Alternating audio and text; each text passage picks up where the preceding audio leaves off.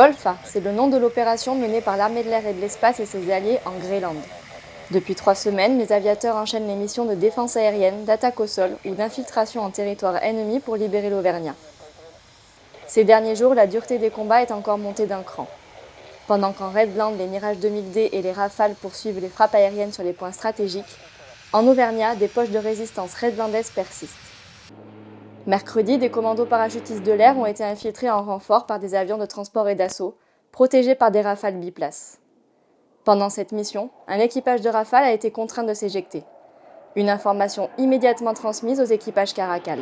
On a fait appel à nous parce qu'en tant qu'expert CISAR et hélicoptère réalisant ce spectre de mission, on a l'occasion aujourd'hui de mettre 2 hélicoptères Caracal accompagnés de 2 Griffons pour les récupérer au plus vite. Donc on a le choix entre une récupération, une quick, qui est la récupération la plus rapide, ou alors une deliberate suite à un long processus de préparation conjoint avec l'errance et la chasse.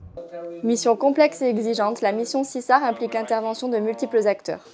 C'est au cours d'une préparation de 6 heures que les rôles de chacun sont définis, sous le commandement du capitaine Christophe, véritable chef d'orchestre. Les Mirage 2000-5 sont les premiers sur zone pour acquérir la supériorité aérienne et permettre aux autres aéronefs de traverser les lignes ennemies. Grâce à son endurance et ses multiples capteurs, le drone Reaper scrute le terrain. À quelques nautiques, un E-3F est quant à lui en charge de la conduite et du commandement des opérations grâce à ses contrôleurs aériens embarqués. Le bloc de récupération peut ensuite entrer en scène avec les 4 hélicoptères protégés par les Rafales français. L'objectif pour nous, c'est de faire de la riscorte, c'est-à-dire qu'on va rester proche des hélicoptères, du groupe d'hélicoptères qui va aller chercher les survivors et de leur assurer une protection vis-à-vis de toute la menace surface-air qui pourrait apparaître pendant qu'ils sont en train d'extraire les 2 survivors. Un contre-la-montre attend désormais les commandos français et danois. Déposés à proximité du pilote et navigateur éjectés, ils doivent formellement les identifier avant de les prendre en charge et leur apporter les premiers soins.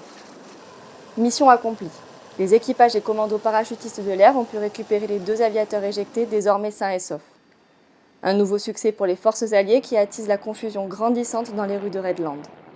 Depuis quelques jours, les émeutes animent le pays, notamment depuis l'annonce du nombre de pertes redlandaises, jusque-là dissimulées par les autorités. Nous venons de l'apprendre, le président du Redland, Marco Ramus, aurait fui le pays ce matin. Alors que les leviers d'action stratégiques de Marco Ramus ont tous été détruits, les dernières troupes redlandaises en Auvergnat sont en train d'évacuer la zone. L'heure est désormais au repli pour les forces aériennes, qui devraient quitter Groenland dans les prochains jours.